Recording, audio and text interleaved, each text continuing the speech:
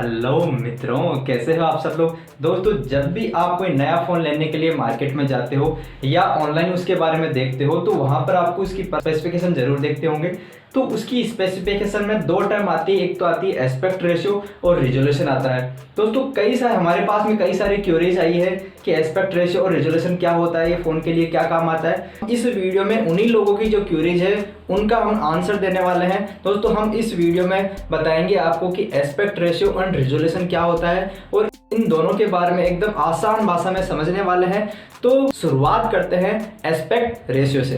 कि किसी भी मोबाइल स्क्रीन की लंबाई और चौड़ाई का अनुपात एस्पेक्ट रेशियो होता है। फॉर एग्जांपल के लिए अगर किसी स्क्रीन का रेशियो 1:1 है, यानी कि उसकी लंबाई और चौड़ाई का अनुपात 1:1 होगा, दोनों ही लंबाई और चौड़ाई उसकी समान होगी। या ये कह सकते हैं हम कि उस मोबाइल की डिस्प्ले वर्ग के आकार की होगी।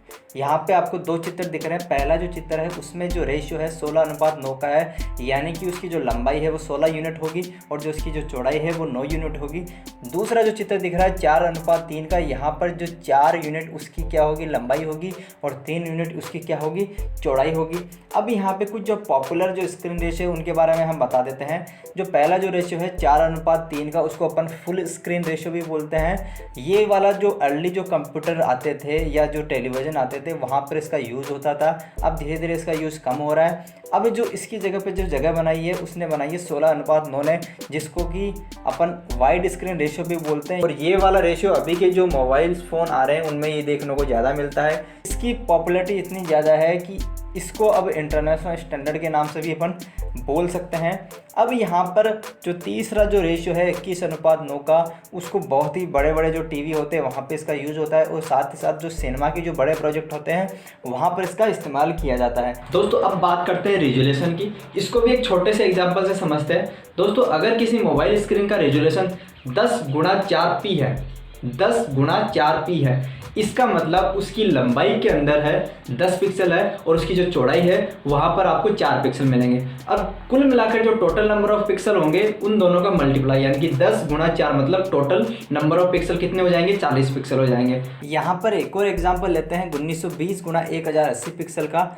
तो यहाँ पर क्या है, अगर इस वाले डिस्प्ले के अंदर जो लंबाई होगी उसमेमें 1920 पिक्सल आएंगे और जो चौड़ाई होगी वहाँ पर 1080 पिक्सल आएंगे, यानी कि यहाँ पर टोटल नंबर ऑफ पिक्सल इन दोनों का मल्टीप्लाई, यानी कि 20,73,600, यानी कि टोटल नंबर ऑफ पिक्सल आ जाएंगे। यहाँ पर एक चीज़ सामने आती है कि जितना ज़्यादा रेजोल्यूशन होगा किसी डिस्प्ले का उतने ही ज़्यादा उसमें पिक्सल आते हैं। अब यहाँ पे एक चीज़ यहाँ पे सामने आती है, निकल के आती है कि एक्चुअली में ये जो पिक्सल है वो होता क्या है। पिक्सल जो होता है किसी भी पिक्चर का स्मॉलेस्ट एलिमेंट होता है जिनसे पिक्चर बनी हुई होती है, या यूँ कहें कि जो इमेज है, कोई भी इमेज है उसके बिल्डिंग ब्लॉक है वो पिक्सल ही होते हैं। और ये जो पिक्सल होते हैं ये लोकेट कहाँ होते हैं, किसी भी मोबाइल स्क्रीन या कोई भी जो डिस्प्ले होगी उसमें फिजिकल पॉइंट के रूप में वहाँ पे होते हैं। इनका आकार एक जो डॉट होता है उससे भी काफ़ी छोटा होता है। पिक्सल को समझने के लिए अपन एक एग्जांपल लेते हैं। मेरे पास में 3 मान लेते हैं कि 3 अलग अलग मोबाइल की डिस्प्ले है, उन तीनों की डिस्प्ले सेम है। यहाँ पर जो पहली जो डिस्प्ले आप देख रहे हो उस डिस्प्ले में आप देख सकते हो नंबर ऑफ बॉक्सेस कम है, यानी कि ये जो बॉक्सेस है ये डिनोट कर रहे हैं पिक्सल को। तो यहाँ पर जो पहला जो डिस्प्ले है वहाँ पर जो नंबर ऑफ पिक्सल कम दिख रहे हैं, दूसरा वाला जो डिस्प्ले है वहाँ पे नंबर ऑफ पिक्सल थोड़े से ज़्यादा है, और जो तीसरा वाला जो बॉक्स है जो डिस्प्ले है वहाँ पे नंबर ऑफ पिक्सल ज़्यादा है। तो जैसे जैसे पिक्सल बढ़ रहे हैं, जैसे जैसे पिक्सल बढ़ रहे हैं तो इमेज की जो क्वालिटी है वो भी बढ़ रही है। तो यहाँ से एक चीज़ सामने आ जाती है कि जितने ज़्यादा पिक्सल होंगे किसी भी इमेज की डिस्प्ले के अंदर उतनी ही ज़्यादा उस इमेज की क्वालिटी आएगी। पिक्सल एंड रेजोल्यूशन दोनों आपस में कोरिलेटेड होते हैं। यहाँ पर एक फ़ोटो आप देख सकते हो, बैकग्राउंड के अंदर एक बच्चे की जो फ़ोटो है वहाँ पर आपको जो डॉट डॉट डॉट डॉट से दिख रहे हैं वो पिक्सल ही है एक्चुअली में, जिसको जूम करके दिखाया गया है। अब यहाँ पे आपने कुछ कॉमन रेजोल्यूशन देखे होंगे, 8K ultra HD, 4K ultra HD, quad HD, full HD।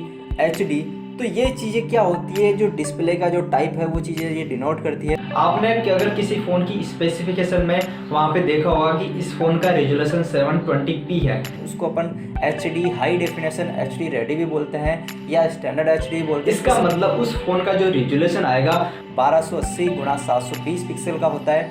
अब चलते हैं दूसरी डिस्प्ले की तरफ, 1080 पिक्सल वाली, जिसको अपन बोलते हैं फुल एचडी या FHD भी बोलते हैं। इसमें जो स्क्रीन का रेजोल्यूशन होता है वो होता है 1920x1080 पिक्सल का होता है। अब चलते हैं तीसरी जो डिस्प्ले है 1440p की, उसको अपन 2K या क्वाड HD या QHD या WQHD भी बोलते हैं। इसमें जो स्क्रीन का रेजोल्यूशन आता है वो आता है 2560x1440 पिक्सल का, इसमें आपको डिस्प्ले मिलता है।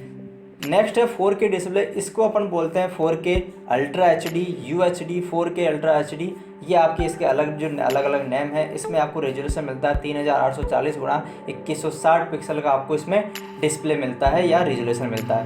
लास्ट जो है 8K डिस्प्ले, इसमें आपको रेजोल्यूशन मिलता है 7680 का गुणा 4320 पिक्सल का। ये वाला डिस्प्ले आपके जो बड़े बड़े जो टीवीज हैं वहाँ पे आपको देखने को मिल जाएगा। दोस्तों आई होप आपको ये वीडियो पसंद आया होगा एस्पेक्ट रेशियो एंड रेजोल्यूशन का। दोस्तों आपको रेजोल्यूशन एंड एस्पेक्ट रेशियो का TCS टेक्निकल का ये वाला वीडियो आपको कैसा लगा आप हमें कमेंट करके बताइए, और साथ ही साथ रेजोल्यूशन एंड एस्पेक्ट रेशियो के बारे में उन लोगों को भी बताइए जो नहीं जानते हैं इसके बारे में। तब तक के लिए मिलते हैं हम नेक्स्ट वीडियो में। जय हिंद, जय भारत।